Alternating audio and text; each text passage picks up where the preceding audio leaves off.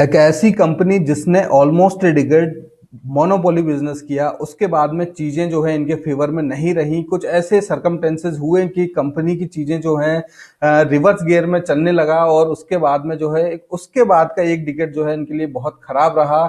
जहां पे कंपनी का स्टॉक जो है 100 के ऊपर ट्रेड किया करता था, वहां पे 1 रुपए से भी नीचे ये आ गया। और अब इस लेवल पे जो है यहाँ पे कुछ फंडामेंटल चेंजेस इसके अंदर नजर आते हैं, और यहाँ पे कुछ अच्छी चीजें नजर आती हैं, उनके बारे में यहाँ पे बात करेंगे।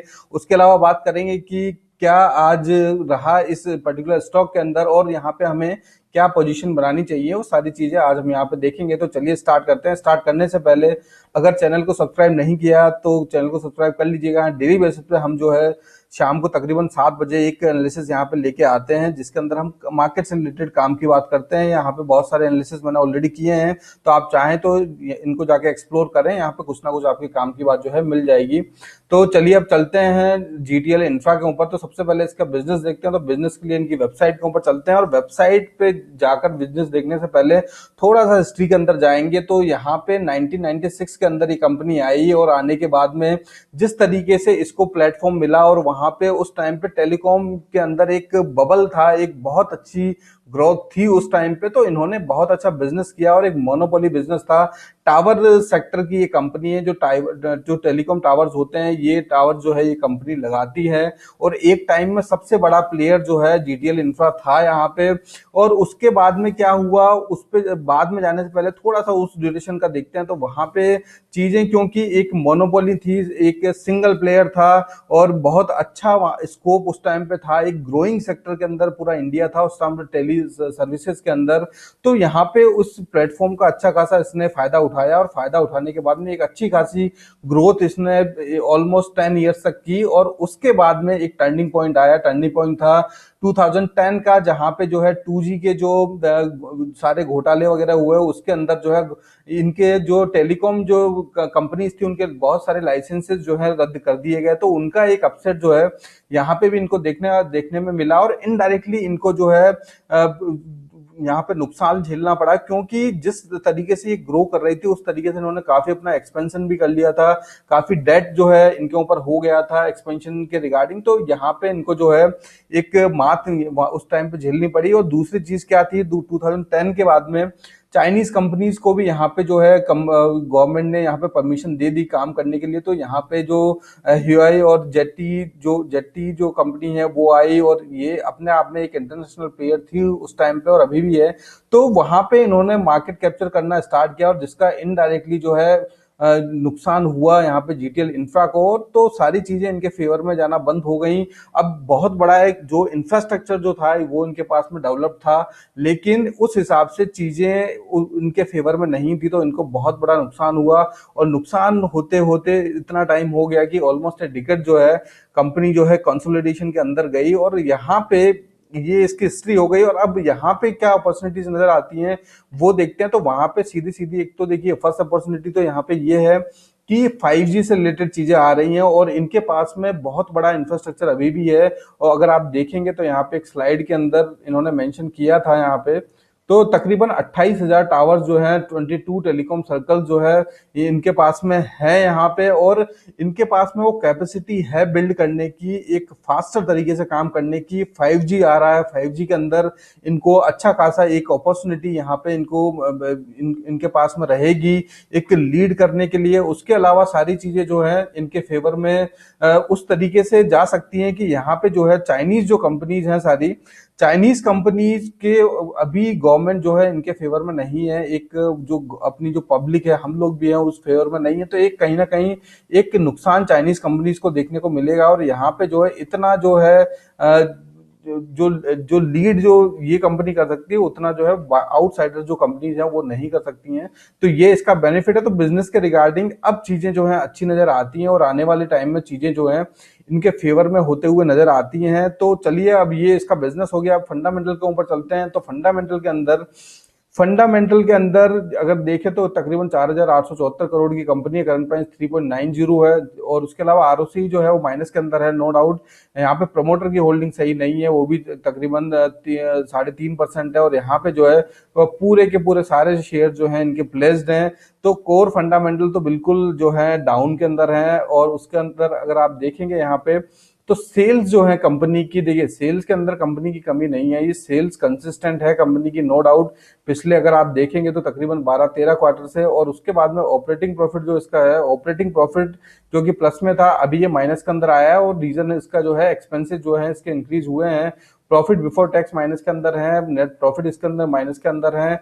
और यहाँ पे अगर ईयरली वाइज देखें तो यहाँ पे ईयरली वाइज भी सेल के नंबर जो है यहाँ पे ठीक ठाक है। ऑपरेटिंग प्रॉफिट जो है वो भी यहाँ पे ठीक ठाक है यहाँ पे। और प्रॉफिट बिफोर टैक्स जो है वो माइनस के अंदर अभी भी है, नेट प्रॉफिट भी माइनस के अंदर है। बैलेंस शीट के अंदर चलें तो बैलेंस शीट के अंदर सबसे अच्छी और इंपॉर्टेंट बात जो एक गेम चेंजर इनके लिए हो सकती है वो है इसका डेट, और यही एक मेन रीजन था इसको आज यहाँ पे बनाने का। और जिस तरीके से स्टॉक भाग रहा है और आज नीचे लोअर सर्किट लगा, तो यहाँ पे जो है ये एनालिसिस करना बहुत जरूरी है। कंपनी का जो मेन हर्डल था वो था इसका डेट, क्योंकि सेल्स वगैरह में इतनी कमी नहीं थी। डेट के अंदर अगर आप देखेंगे तो बहुत ज्यादा जो है डेट कंपनी के ऊपर था, एक टाइम में 10,000 करोड़ भी पहुंच गया था, और यहाँ पे डेट इन्होंने कम किया है, नो डाउट बहुत अच्छी तरीके से कम किया है। और करंट में डेट इनके पास में 739 करोड़ है। तो ये एक बहुत बहुत बड़ी बात, एक गेम चेंजिंग बात इनके लिए होगी, क्योंकि अगर आप देखेंगे यहाँ पे तो यहाँ पे अच्छा खासा जो है ये जो इंटरेस्ट जो है वो कंपनी ये पे कर रही थी। तो उस हिसाब से जब इतना सारा इतनी लाइबिलिटीज हो जाए तो जाहिर सी बात है, चाहे आपके पास में कितना भी इंफ्रास्ट्रक्चर हो, कुछ भी हो, कितनी भी कमाई हो, वो सारी जो है एक जो अपने लोन्स वगैरह जो होते हैं उनको पे करने में चली जाती है। तो वही कहानी इसके ऊपर है। इन्वेस्टमेंट अगर कंपनी का देखोगे तो हाल ही में कोई इन्वेस्टमेंट कंपनी में 2-3 सालों में नहीं देखने को मिला है। अगर यहाँ पे आप कैश फ्लो की बात करोगे तो वो पॉजिटिव में है, वो ठीक है, और आरओसी नेगेटिव में है जो कि सही नहीं है। प्रमोटर्स की बात करें तो प्रमोटर के पास में जो है ओनली फॉर 3.36% की होल्डिंग है, और रीजन इसका यही था। और लेकिन ये काम अच्छा भी हुआ कि प्रमोटर्स ने चीजों को समझा कि अब इनके पास में इतना डेट है, और उसका रीजन जो सारे हमेशा जो होते, सबसे पहले जो कंपनी जो होती है लोन लेने की कोशिश करती है, डेट लेने की कोशिश करती है, डेट के बाद में शेयर को प्लेस्ड करती है, प्लेस करने के बाद में अगर नहीं होता है तो फिर जो है वहां पे जो है कंपनी और जो प्रमोटर्स होते हैं वो अपनी होल्डिंग बेचते हैं। और मेरे हिसाब से अगर इस तरीके से काम होता है तो अपनी होल्डिंग को बेचना ज्यादा बेटर है, कि जितनी भी होल्डिंग हो लेकिन वो मुनाफे के अंदर हो तो ज्यादा बेटर है। तो यहाँ होल्डिंग इन्होंने बेची, उसके बाद में एफआईआईज ने थोड़ा इंटरेस्ट यहाँ पे दिखाया, लेकिन डीआईआईज के पास में आप देखेंगे तो अच्छी खासी होल्डिंग जो है डीआईआईज के पास में है। और डीआईआईज में भी वो कौन है जिनके पास में इनके शेयर जो हैं वो रखे हुए हैं, जो प्लेज्ड शेयर्स हैं वो सारे डीआईआईज। और यहाँ पे आप देखेंगे तो मैक्सिमम जो है सारे जो है बैंक्स हैं, मैक्सिमम के सारे ही यहाँ पे बैंक्स हैं। तो सीधी सीधी बात है कि जो बैंक्स के पास में इन्होंने शेयर जो अपने प्लेज करके रखे हुए थे, अब उनका भी पार्टिसिपेशन है। अगर यहाँ पे और नुकसान होता है तो उनका भी यहाँ पे नुकसान है। तो ये भी एक टर्निंग पॉइंट रहेगा कंपनी के स्टॉक को ऊपर जाने के लिए। और पब्लिक के पास में अगर होल्डिंग देखें तो पब्लिक ने अपनी होल्डिंग बढ़ाई, लेकिन यहाँ पे जो बड़े प्लेयर्स हैं जैसा आईडीबीआई जो ट्रस्टशिप है उसके पास में भी, ट्रस्टी जो है उसके पास में तकरीबन 16.5% की होल्डिंग है। European projects and aviation limited के पास में 2% की होल्डिंग है। तो बड़े प्लेयर्स भी इसके अंदर हैं। तो पब्लिक के पास में यहाँ पे 10 से 12% की होल्डिंग जो है वो नजर आती है, और इट इज क्वाइट कंफर्टेबल। और डीआईएस के पास में जो अच्छी खासी होल्डिंग है तो वो भी एक अच्छी बात है। तो यहाँ पे चीजें जो है स्ट्रॉन्ग हैंड्स के पास में जरूर है, लेकिन यहाँ पे जो डीआईएस के पास में सारी चीजें थी वो एज ए प्लेस्ड जो शेयर थे वो सारी जो होल्डिंग इनके पास में थी। लेकिन यहाँ पे हमें बस ये देखना है कि किन किन के पास में है। तो यहाँ पे अच्छे स्ट्रॉन्ग प्लेयर्स के पास में है, तो नो डाउट चीजें सारी अच्छी, सारी तो नहीं, कुछ दो चीजें अच्छी हैं। एक तो promoter holding, and the second thing is इन्होंने जिस तरीके से डेट कम किया है, और वो जो डेट कम जिस तरीके से किया है वो इनके लिए जो है वो एक बेनिफिट इनको देगा। और यहाँ पे जिस तरीके से एफआईएज की यहाँ पे डीआईएस की होल्डिंग है तो वो बिल्कुल नहीं चाहेंगे कि वो नुकसान यहाँ पे झेलें। तो ये एक इसका पॉजिटिव इंडिकेशन है, बाकी सारी चीजें इसके अंदर अच्छी नहीं है। तो फंडामेंटल के रिगार्डिंग ये चीजें हो गई। अब चलते हैं इसके जो है टेक्निकल्स के ऊपर, कि टेक्निकल के ऊपर क्या अपॉर्चुनिटी नजर आती है। तो वहां पे जाने से पहले if you are liking this video please hit like button, और चैनल को अभी तक सब्सक्राइब नहीं किया तो सब्सक्राइब कर लेना। अब चलते हैं इसके टेक्निकल्स के ऊपर। तो टेक्निकल्स पे यहाँ पे मैं आ गया। अब यहाँ पे आप देखेंगे थोड़ा सा हिस्ट्री के अंदर चलते हैं, तो हिस्ट्री के अंदर अगर आप देखेंगे तो यहाँ पे अच्छा खासा मूवमेंट जो है कंपनी के अंदर 2017-2018 वाले साल के अंदर रहा। उसके पहले काफी टाइम तो कंसोलिडेशन के अंदर था शेयर, उसके बाद में फिर से कंसोलिडेशन के अंदर है, और अब कुछ टाइम से यहाँ पे अगर आप देखेंगे तो अपर सर्किट पे अपर सर्किट इसके अंदर लग रहे हैं, और आज जो है शेयर जो है काफी यहाँ पे कंसोलिडेट हुआ। और यहाँ पे सबसे पहले आज की बात करेंगे, तो आज में अगर आप देखेंगे तो यहाँ पे क्लियर कट जो है इवनिंग स्टार कैंडल यहाँ पे बन रही है। इसका मतलब ये है कि यहाँ पे एक जो है एक छोटा जो डोजी कैंडल एक तरीके से कहेंगे वो यहाँ पे बनी ब्लू के अंदर, उसके अंदर रेड के अंदर जो है एक एनगल्फिंग कैंडल जो है बनी है यहाँ पे। तो इसने इसकी बॉडी पूरी जो है इसके अंदर है। अगर ग्रीन की बात करोगे तो ग्रीन की बॉडी रेड के अंदर है। इसका मतलब ये बियरिश संकेत है। जब ऊपर जाते हुए मार्केट में या ऊपर जाते हुए स्टॉक के अंदर इस तरीके की कैंडल बने तो इसका मतलब है यहाँ पे एक कंसोलिडेशन हो सकता है, और यहाँ पे कुछ टाइम तक जो है चीजें कंसोलिडेशन के अंदर जा सकती हैं, नो डाउट, क्योंकि बहुत भागा है ये स्टॉक, और इतना भागने के बाद में कंसोलिडेशन होना जरूरी है।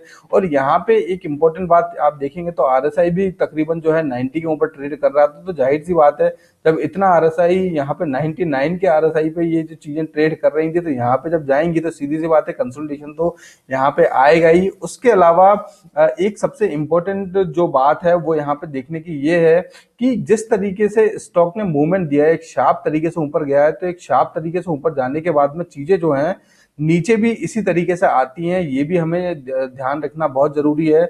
और उसके अलावा अगर आप यहाँ पे देखेंगे तो यहाँ पे जो है कोई भी इसके इस ऐसे लेवल पे ये है जहां पे दोनों साइड में फ्री फ्लोट होगा, ऊपर भी उसी तरीके से जाएगा, नीचे भी उसी तरीके से जाएगा, क्योंकि कोई भी सपोर्ट और रेजिस्टेंस यहाँ पे नजर नहीं आता है। सपोर्ट की बात करें तो यहाँ सीधा सीधा यहाँ पे 330 पे सपोर्ट नजर आता है, उसके पहले कोई भी सपोर्ट यहाँ पे नहीं है। तो नीचे जब कंसोलिडेट होगा तो और भी चांसेस हैं कि अच्छा खासा ये नीचे कंसोलिडेट हो। तो ये बात तो हो गई यहाँ पे शॉर्ट टर्म के लिए किस तरीके से चीजें यहाँ पे काम करेंगी। अब बात करते हैं लॉन्ग टर्म की। तो लॉन्ग टर्म के लिए देखिए पोजीशन अगर आप 1-2 साल से, और बेसिकली मैं कहूंगा जब 5G का जो डिक्लेरेशन होगा, 5G जब आ जाएगा इंडिया के अंदर, उसके बाद तक वहां तक अगर आप इसको होल्ड कर रखते हैं 5G आने के बाद 1-2 साल तक, तो वहां पे तो नो डाउट ये अच्छा खासा स्कोप इसके लिए है, क्योंकि इनके पास में सबसे पॉजिटिव पॉइंट है इनका इनका इंफ्रास्ट्रक्चर, और यहाँ पे डेट भी इन्होंने कम किया है। तो ये चीजें जिस तरीके से इंप्लीमेंट करेंगे वो इनको बिल्कुल बेनिफिट देंगी। तो ये चीज तो यहाँ पे ये हो गई। और दूसरी बात ये ध्यान रखें कि यहाँ पे अभी तक ये जो भी स्टॉक ऊपर गया है, ये कोई भी ऐसा डेट के अलावा कोई भी ऐसा रीजन नहीं है 5G और नए जो इम्प्लीमेंटेशन के रिगार्डिंग की उनके हिसाब से गया है। ये ओनली फॉर न्यूज के हिसाब से यहाँ पे ऊपर गया है, और डेट इन्होंने कम किया उस हिसाब से गया। तो जिस तरीके से ऊपर गया उस तरीके से भी ये नीचे आ सकता है। तो आप पोजीशन के अंदर क्या कर रहे हैं, पोजीशन के अंदर आई वुड सजेस्ट कि अगर आपके पास, अगर आप नई पोजीशन बनाना चाहते हैं तो बिल्कुल यहाँ पे वेट कीजिएगा, बिल्कुल भी यहाँ हरी करने की जरूरत नहीं है। ये आपको अच्छे मौके देगा यहाँ पे एंट्री करने के लिए। और अगर यहाँ पे आपके पास में ऑलरेडी होल्डिंग है इसकी, तो आई वुड सजेस्ट कि यहाँ पे आप पार्शियल प्रॉफिट जो है यहाँ पे बुक करें, क्योंकि मुझे लगता है कि ये जो है शेयर जो है कंसोलिडेट जरूर होगा, और जो है नीचे वाले लेवल्स पे भी ये आएगा। यहाँ से तकरीबन मुझे लगता है 20%, 25-30% तक ये कंसोलिडेट हो सकता है, और वहां पे होने के बाद में जो है वापस जो है अपट्रेंड के अंदर आ सकता है। तो वहां पे आपके पास में मौका रहेगा, यहाँ पे हम जो है पार्शियल जो है प्रॉफिट इसके अंदर बुक कर सकते हैं, क्योंकि जिस तरीके से ऊपर गया है उस तरीके से ये चीजें जो है कुछ टाइम के लिए नीचे भी आ सकती हैं। तो ये हो गई इसकी पोजीशन की बात। अभी न्यूज बेसिस पे ऊपर गया है, और कुछ डेट वाले रीजन की वजह से ऊपर गया है, और ऐसा कोई सॉलिड रीजन 5G आने तक नजर नहीं आता है। इंपॉर्टेंट होगा आने वाले 1-2 क्वार्टर, उसके बाद में इसके अंदर देखा जाएगा कि किस तरीके से इसके अंदर जो है पोजीशन अच्छे तरीके से पोजीशन बनाई जाए। अभी बस एज ए रिस्की शेयर मानते हुए ही आप इसके अंदर पोजीशन बनाएं। मेरी कोई रिकमेंडेशन नहीं है, लेकिन आप जो एनालिसिस हमने किया उस हिसाब से कुछ अपना आइडिया लेके आप काम कर सकते हैं। उसके अलावा कुछ अगर मेरी हेल्प चाहिए तो please ping me, please comment me, so we can talk there. So this is for today guys. कल वापस बात करेंगे। कल क्या, आज ही बात करेंगे। मैं जेपी पावर का वीडियो बना रहा हूँ क्योंकि मुझे अच्छे लेवल नजर आते हैं। With in an hour you will get that video. तो चैनल को सब्सक्राइब कर लें और शेयर जरूर कर लें, और नोटिफिकेशन जो आइकन है उसको भी क्लिक कर लें, ताकि जो सारे अपडेट जो हैं आपको मिलते रहें। तो thank you so much, take care, bye bye.